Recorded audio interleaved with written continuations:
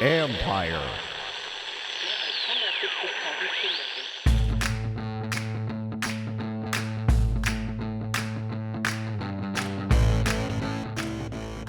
Hello and welcome to my podcast.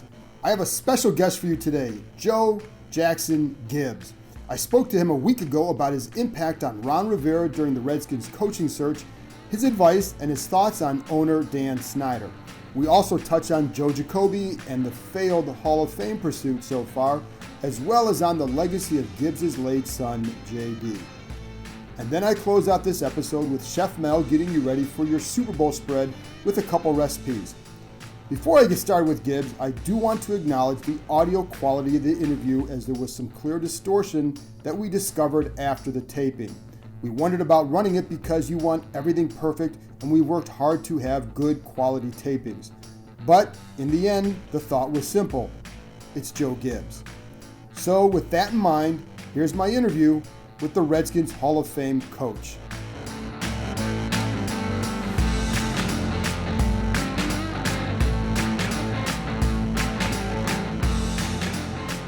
Now I'm very honored with my guest here, Joe Gibbs, the Redskins Hall of Fame coach, a Nascar Hall of Fame team owner, and I'm just, again, honored that you would join me here. And Joe, I want to get into this right away because a lot of the stuff has been made about your impact on Ron Rivera and him taking this job. How well did you know Ron before all this? I know he was coaching in Carolina, and you're down there too. So how well did you know him before all this?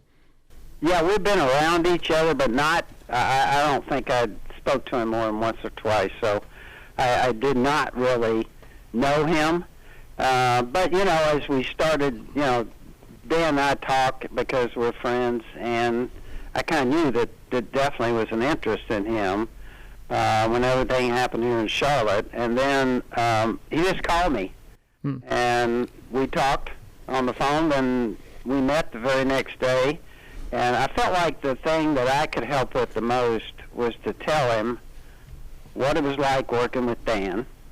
Dan and I became good friends, and Dan, when I was there, did everything he could to help me win games. When we lost games, it was my fault. And so I thought I could give a very good, you know, evaluation of what it's like working with Dan. I think the second thing I felt like I could help with was telling him what it's like to coach in Washington. Right. You know, I think, honestly, it's the greatest town in the world. It's the most powerful town in the world. And the fan base there, I really believe, and told him this, that this is the greatest sports franchise in the world, and you get a chance to coach there. And I told him, if I'm going to coach football, I was so fortunate to be in a town where football is important. Yeah. I told him, you can count on one thing: football is important in Washington. And so I said, they're going to cheer the hay out of you when you got it going, and they're going to let you know it when you make a mistake too. So, yes, they will. I just tried to give him a feel of what it was like, and like I said, I thought it was one of the greatest experiences in the world, and certainly I think it's the best NFL franchise for sure.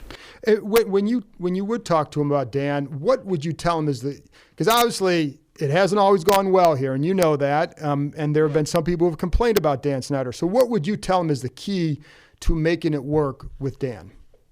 I think his number one thing for Dan is doing everything he can to win. Dan doesn't run that as a business. He has a burning desire to win. That's his number one thing. And that's what you want, I think, in an owner. I think the second thing I told him is that Dan is very bright.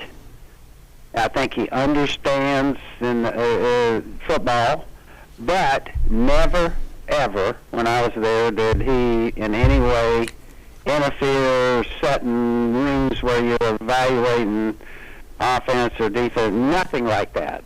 And Dan was always just supportive, wanted to know what he could do.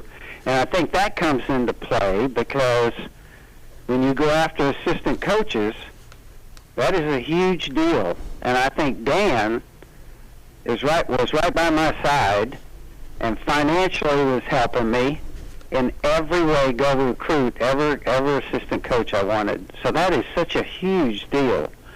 And I told Ron, I said, look, he's going to be there. He's going to give you the resources.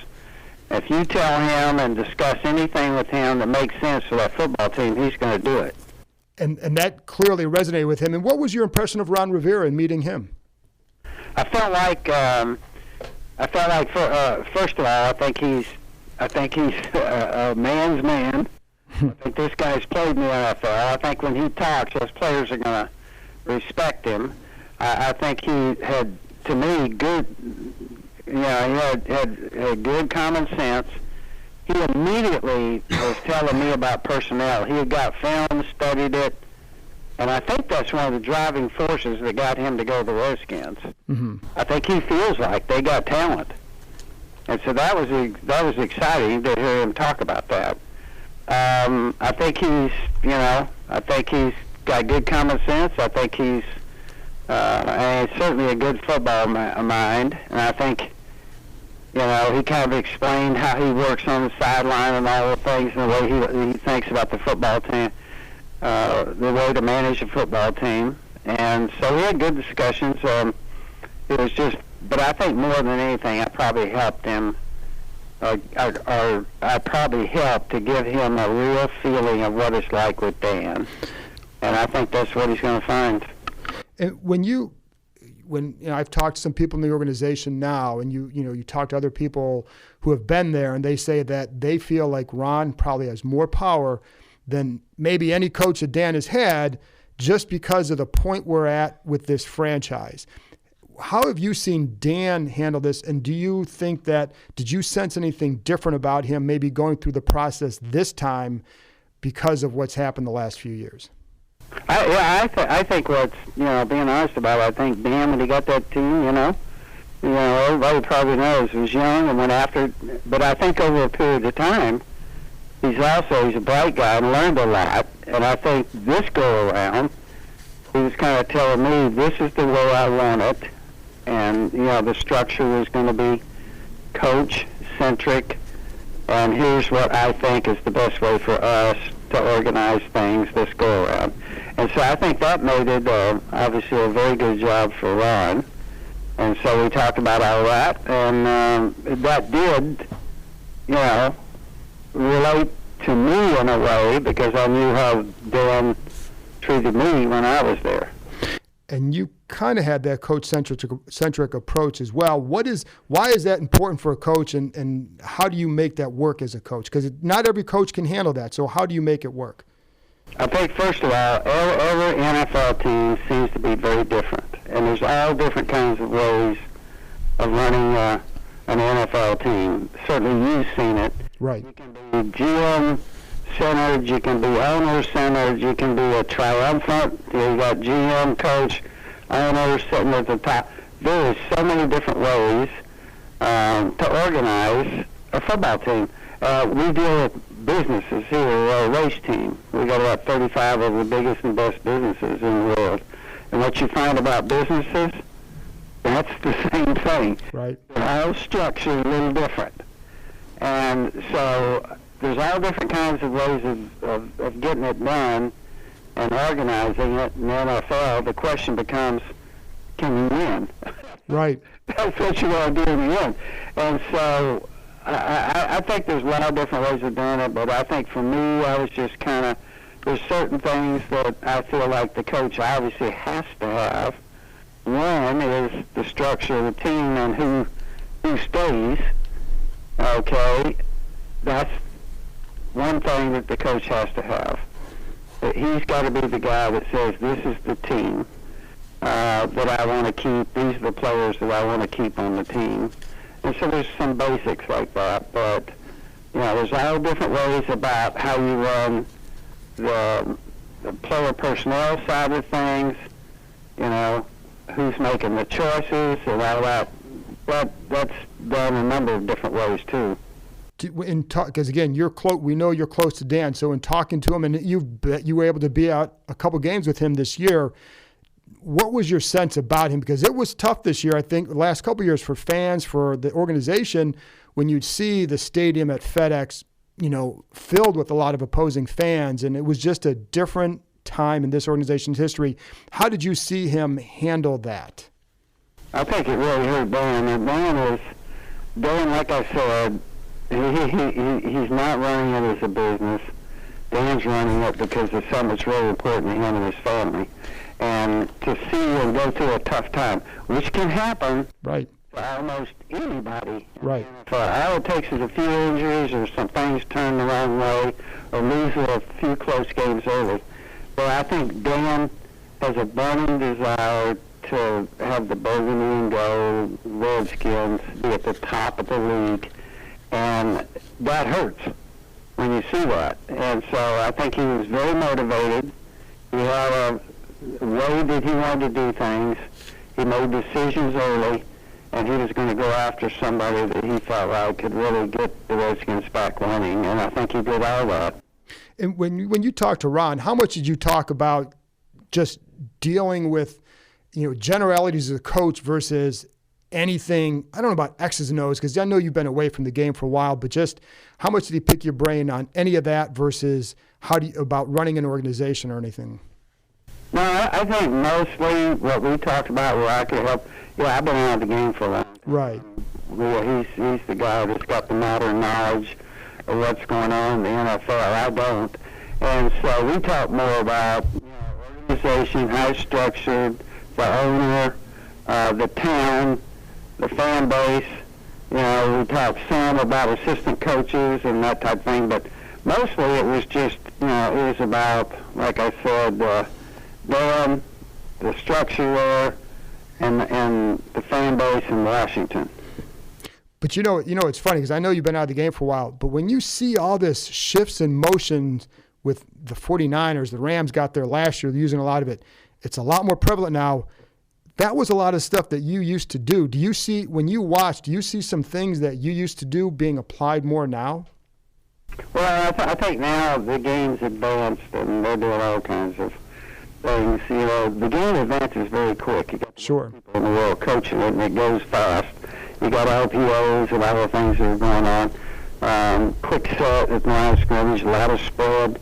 And so that, it's like people asked me when I came back after being out 11 years, what do you think's changed? And I said, everything. 100%. The only thing that never changes is human nature. And people and how you can motivate people and talking to people, human nature never changes. And so I felt like that would be the same. People are good at handling people, working with people 100 years ago are going to be good today. And so that doesn't change. But I think everything else does. And so, you can't talk to me about modern day football, what's happening on the field, because I'm out of it. Right. And it's funny, though. I do know that when Sean McVay took over, one of the things he picked Chris Cooley's brain about was how you went about with your shifts and motions. So I do think there's some parts of what you used to do that are certainly being incorporated. And again, it's all that is kind of big rise. But when you talk about dealing with people, and that's going to lead into the next topic, which is making the Hall of Fame in a second sport.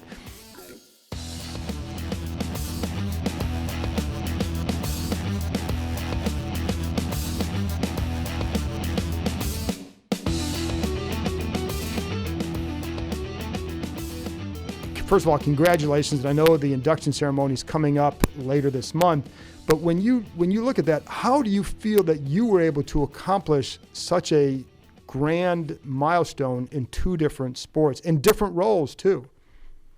Well, I think what happens, John, and really the things that I've been in, the NFL, NASCAR, and the Snyder family business, it's all about people. And so I was scared to death to do anything other than coach because I've been in coaching 30 years. Right. When I came over here, what amazed me was how close NASCAR is to the NFL. Yes, we got a car. That's different. But really what makes this and gives you the ability to run over here is your people. And again, it's picking the right people, developing a team, and, that's the same principle in both sports. Matter of fact, you can look at the NFL. You got to have a great quarterback to go anywhere in the NFL. That's obvious over here. you got a driver. You're not going anywhere if you don't have a driver. Over there, you got to have a coach. Over here, that's a crew chief. All those things kind of match up. And so I've been fortunate. I was scared to death to come over here, but when I got over here, people would walk around the corner and go, "You're not going to believe this." And I said, "Yes, I will." Before. It's the same thing. The difference is over here I got to pay the bills. But I also over here, what I love is I got the family with me, and I got grandkids coming, and JD and Corey, so that's been a big deal for us.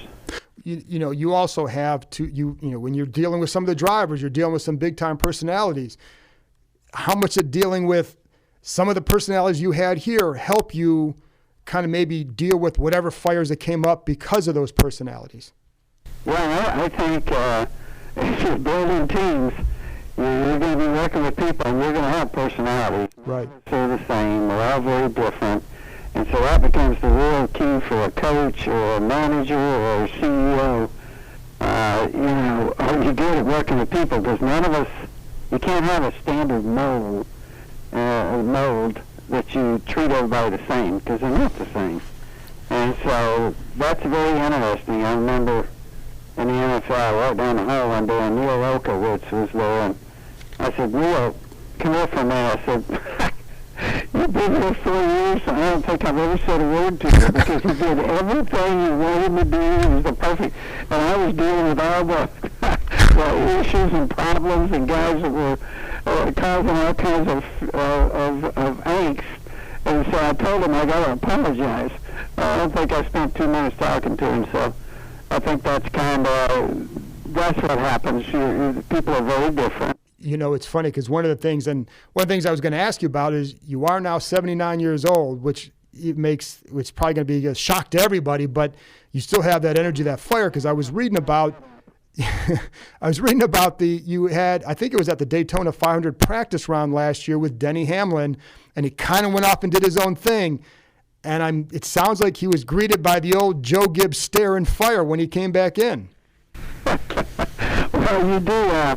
You know, if you're in a competitive sport, this thing over here is just like the NFL, man. This is what people's lives. They're giving it everything they got. You're fighting for every inch you can get in every lap. And so there's going to be some emotion in this thing.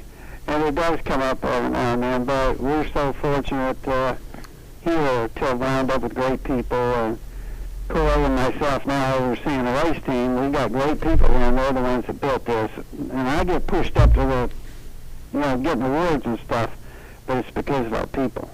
What still drives you, Joe? Because you have accomplished so much, and you're still going pretty hard. What still drives you? I think for me, it's now, at this point in my life, I'm really focused on the race team, and we don't do anything else. We don't have other businesses or anything. This has to go for us.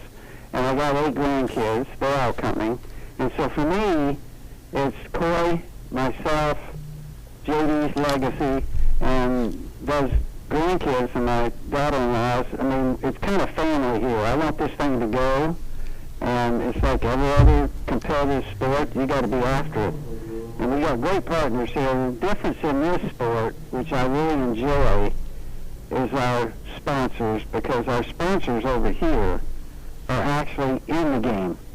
Right. For 2.5 hours. They're in the cars. And when you win over here, it's a huge deal for those guys that invested with you their resources. And so I love that part of it. And so that's where I spend most of my time. Speaking of Halls of Fame, and one of your former players, Joe Jacoby, still not in there. What are the voters missing about Joe? I don't understand it.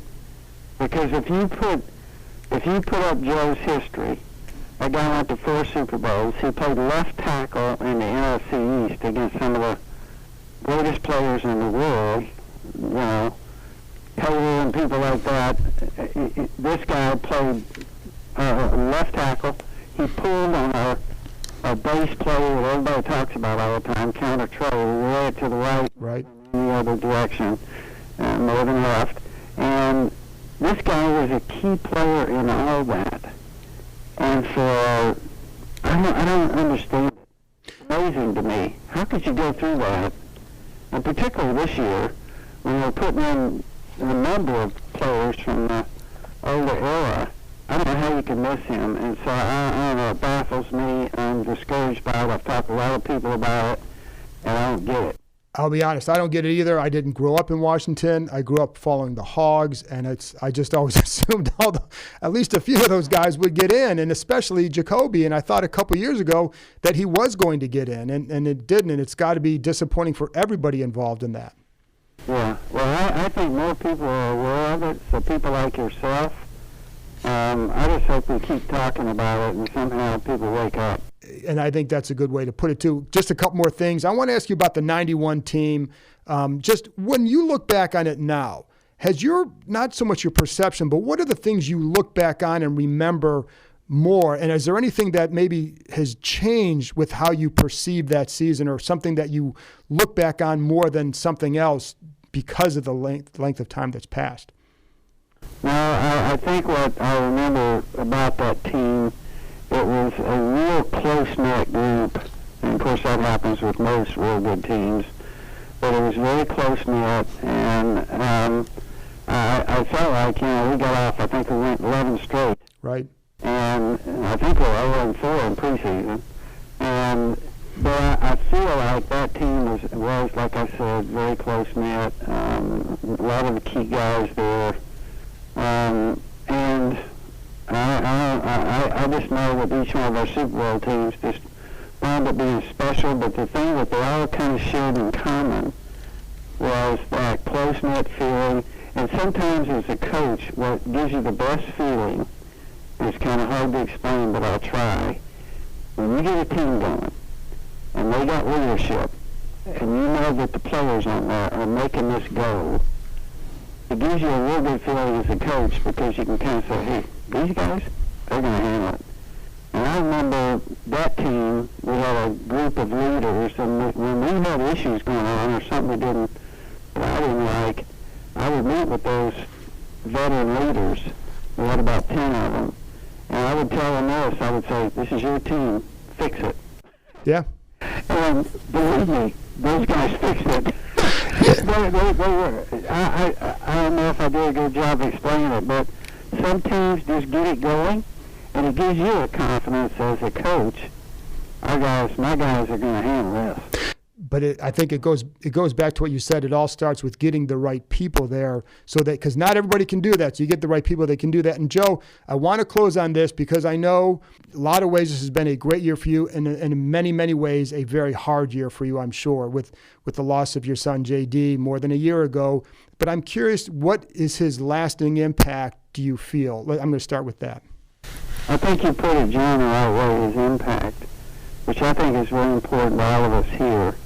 JD, for us, as a person, first of all, he tried his entire life from the time Pat brought him in the world. He tried, I feel like, to be the best person he could be. And when he came here, JD was here and building the race team. He spent his entire life, professional life, building the race team. He had his own ministry.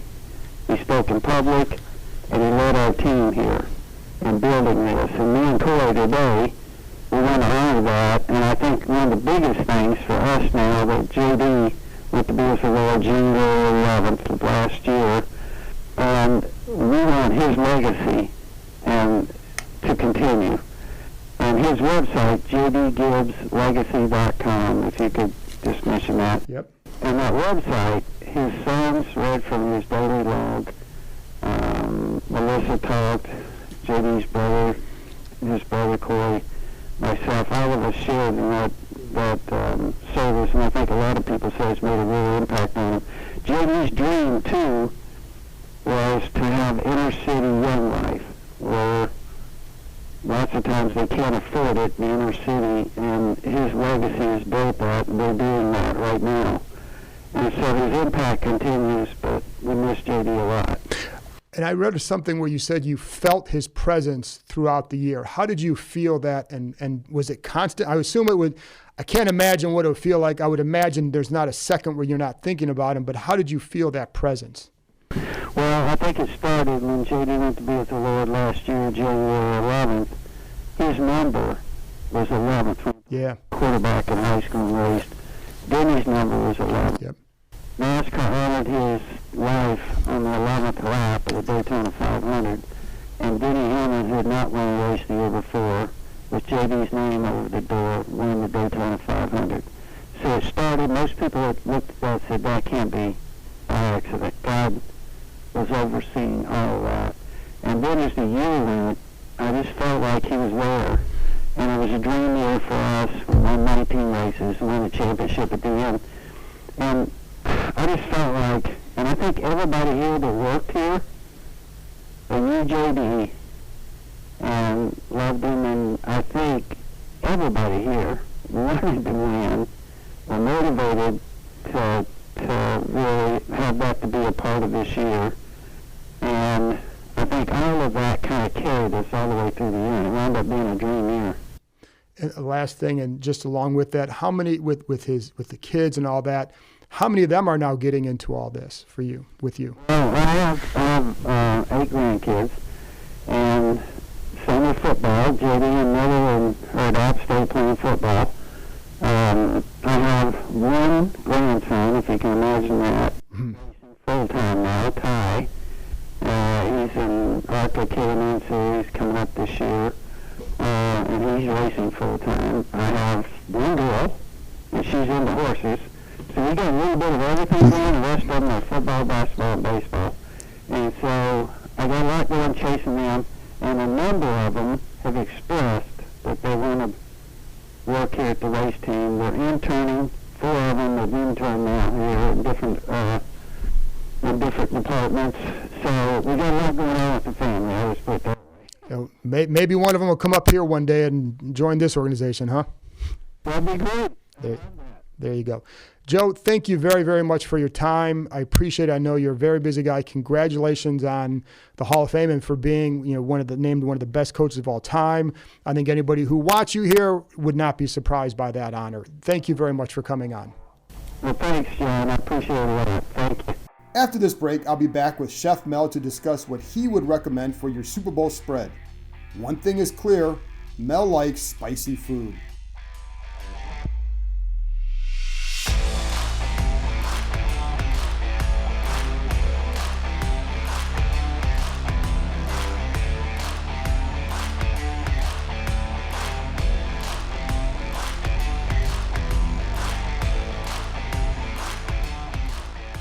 Welcome back, and now here's my interview with Chef Mel.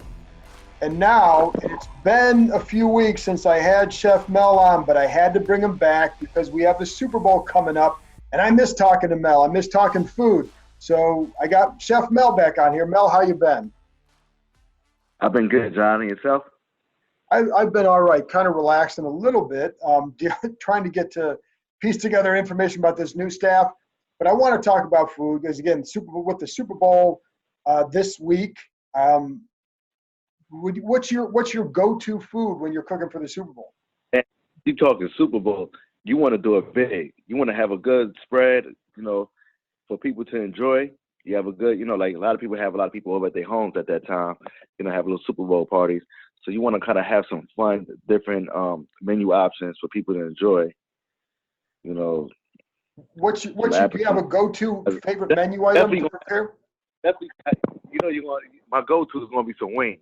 You got to have the wings in the plate. If you don't have wings on the Super Bowl, you know what I'm saying? Like, it's like, man, what kind of party you at? Because you got to have those wings. But it's like not your ordinary wings. It's like some different chicken wings. Like, just do a different sauce or something like that. But then you got, like, fun appetizers that you could put together. Crab cakes, mini crab cakes.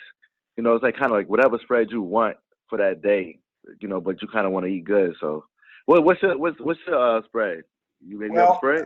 Well, I don't do spreads. I let other people handle the spreads. I try to provide the main meal. Don't never invite me. Listen, don't never invite me over. That means that you want me to sit here and make the spread for you. Oh no. No. See, I'm doing either the ribs or the brisket, one or the other.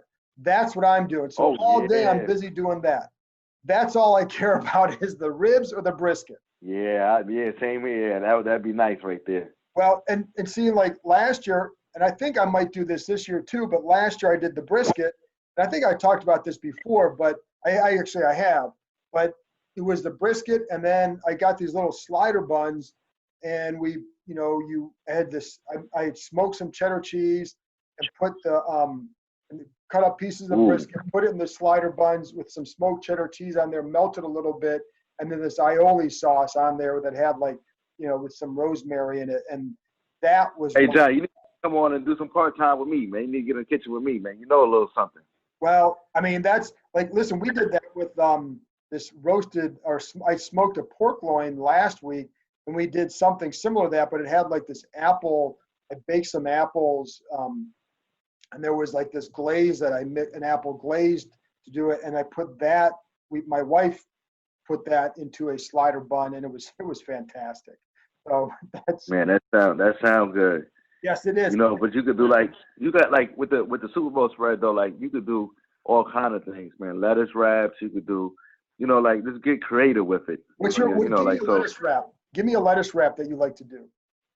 Oh man, I like to do a turkey lettuce wrap. It's very light, a lot of flavor into that. Always you could go with a beef lettuce. Different ones. I do a beef and a turkey. So give me what do you put in the turkey? What do you put in the turkey wrap to make it tasty? Oh man, gotta have that cilantro in it, man. I put some cilantro in it. I put a little bit of Chinese, this Asian hoisin sauce in it. Okay. And give it a little bit of food. And then you can add some, some peanuts or something like that with anything you want to for a crunch, a little extra crunch in there, yeah. How about with the beef? How about with the beef wrap? Oh man, with the beef wrap, I say here I spice it up a little bit, just a little bit. Put a little bit. Gotta have a spicy beef lettuce wrap, man. What kind of spice would you? What do you like? What spice would you like to have in there? I do some peppers and onions. There's all different kind of flavors. So then I do a nice hot pepper. Gotta go to hot pepper and stuff like that. I don't know. I'm gonna go to the hottest of the hot. I don't take that much heat, but I go with a hot pepper with it. And then the outside of the lettuce it's gonna balance it. It's gonna basically mellow out a little bit. So you're not gonna really take in that. Well, I don't know that heat. When you had that hot pepper. Hot peppers. I would say you're gonna get it no matter what if it's hot pepper. So that's pretty good. And I like those lettuce wraps like that. I don't make them, but I like eating them. I think they're great. They're always good when people who know how to do them. It shouldn't be that complicated, but it's just complicated. It's just basically whatever you want to put into it. Right. And you just call it lettuce wrap. It's a lettuce wrap. It's wrapped in lettuce. So that's all it is.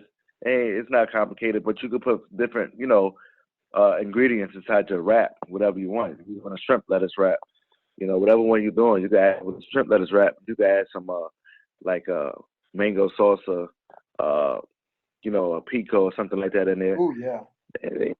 And you good. You good to go. I like the mango. I put some jalapeno peppers in that with that pico. See, you're always going back to that. I like the mango salsa. Yeah, the mango salsa, man, that would be really refreshing with the lettuce, man. I'll tell you that. But yeah, I'm excited, man. I don't know. I'm gonna cook up a whole bunch of different items for Super Bowl, man. I'm gonna have some fun. I gotta sit here and create a menu, and I want to know what other folks out there the most about Super Bowls. The Super Bowl parties, what's they go to for they for their parties and wherever they hosting. Most people go Buffalo Wild Wings or go somewhere and watch the game, but it's really more fun when you sit here and have it at someone's home. I agree, and that's what we always like to do. Even listen. You nice beer, you have some nice beers, and you got to sit here have you might as well get a keg or something for the Super Bowl. You got to sit here and stock up. Yeah, listen. I mean, that's why last week I was working the smoker, and it was cold out, right? It's 30-some degrees, but I just sat in the garage. I had the smoker just kind of right outside the garage, and I sat in the garage, had a TV in there, had a little portable heater, got a little cigar and a glass of wine. It was pretty good, Oh man, you know, saying created you a new man cave. I mean, it was Listen, it was pretty good. I felt it was a little bit cold, but it wasn't that bad, So it was all right. Life But was that's all right really that day. that's pretty cool right there. So last thing, who do you like in this game? Oh man, I'm gonna go with the Chiefs, man. I want Andy Reid to win, for as a coach, and there's a couple of guys like Breland. I'm excited about being in there, in his first Super Bowl, and That's a couple right. other guys too in Fuller. But I'm just excited for them guys. Them guys deserve it. The guys work hard, and Honey Badger, like that set of guys that's on at the Chiefs. They got something to play for. These guys really like they deserve it, man. Them guys work hard all the time, man, and they get recognized for their hard work now and not overlooked. And, and don't get me wrong now, the 49ers is pretty good too. And like I said, I like both teams, but if I'm going to have to make a choice, I'm going to go with the Chiefs. Yeah, I think that's where I'm looking too. And it's funny because, Kent, you got Fuller over there too and Breland. I always like Breland. I always enjoyed talking to him. And Fuller, I thought was one of the smarter players I've dealt with. But it's funny you bring up Honey Badger because he's a guy that I always keep in mind when people talk about guys coming out of the draft, how they're big risks. And I always look at like this guy turned it around. This guy changed the perception of who he is by how he's played. Yep. So I enjoy watching him, and I enjoy having seen how he has become the kind of player he is, given what people worried about when he was coming into the NFL. So, and I agree with Andy Reid. He's good, man. Just a learning experience. Yep, it is. So, all right, Mel. Well, listen, that was good. I think people got some things they can chew on for the recipes for whatever they want to put together. I like those lettuce wraps. Yep. I may recommend those to my wife. I, again, will be doing the brisket or the ribs. I'm not sure which one yet. You gotta take me some of that brisket now. You gotta take me some brisket. Don't be stingy with the brisket, man. Everybody always be stingy with the brisket. Oh, we sold out. Oh, we don't have anymore. Everybody's brisket goes so fast like bacon, man. Save me some, John. Well, listen, that's why a couple years, I've had to go to the ribs because I got there too late to get the brisket. But I'm okay doing ribs too because I like ribs, so it works out okay. But brisket. It's funny though, Mel, because a lot of people are afraid to do brisket because they're afraid to mess it up. And I've the times I've done it, it doesn't always come out perfect, but when it does, it's fantastic. You got to challenge yourself, John. You got to basically like let me tell you something. I make mistakes. I'm like, it can happen. You have to sit here and try, like you'd have to just go through it and just go back in there and figure out what did you do wrong. That's what I've done. It's problem solving. There's nothing else to it. Listen, brisket, you just have to do it. And sometimes when it comes out right, it's great. And even when I haven't nailed it, it's still good. It's just not restaurant quality good, which drives me nuts. Let me tell you, when you're doing things like, briskets and smoking or whatever, how you're doing it, you want to be really relaxed doing it. You don't want to sit here and be, right, because, this is going to be some time consuming, really, like, putting a lot of love into it. Because that, you want that thing to come out right, just so you don't want to rush anything. You don't want to, sometimes you could miss one thing because, you got to, it could be a little off that day. Well, you got to focus on that and go back at it. I'm going to get back to that game, though, John. And also, I think they're going to stop San Fran on the run game, too. I think they're going to expose that. Well, that'll be, to me, the big thing is that 49er pass rush against Mahomes and that Chiefs offensive line. Because if they are so creative with what they do up front defensively for the Niners, that I'll be curious to see what they do and how much they're getting to Mahomes because nobody has. They're going to come. Oh, look. I think both coaches gonna come up with a nice, nice good plays and everything. Like they're gonna come up with some great plays. Like I said, it's a big game. This is something like really like our Shanahan and Reid going at it. This is like kind of like his dad in the background, kind of like my son, And I know he gained some type of pointers from him, it's pretty awesome, man. Like I said, it's like Andy Reid, man. He must have been at a Super Bowl. I don't know, not with Eagles though. But I'm glad with the Chiefs though with it. I think, like I said, he's there, and I'm looking forward to seeing what Richard Sherman's going to do too. Richard Sherman, he's pretty good corner too, so I think he's going to do a good job out there. So like I said, it's going to be a watch. It'll be fun. It'll be fun to watch, and it'll be fun to eat during the game. So. Mel, thank you as always for coming on. Always enjoy catching up with you, and we'll get you back on here soon for some other meals down the road. Yes, sir, man. Don't forget that brisket for me, man. You have a good one, John. All right, man. Well, that's it for this week. Thank you very much to Joe Gibbs for joining me and being generous with his time. Thanks, as always, to Chef Mel. He's available for your catering needs. Check him out at 12tableselegantdining.com. And most importantly, thank you for listening. Without you, there's no podcast. Talk to you next time.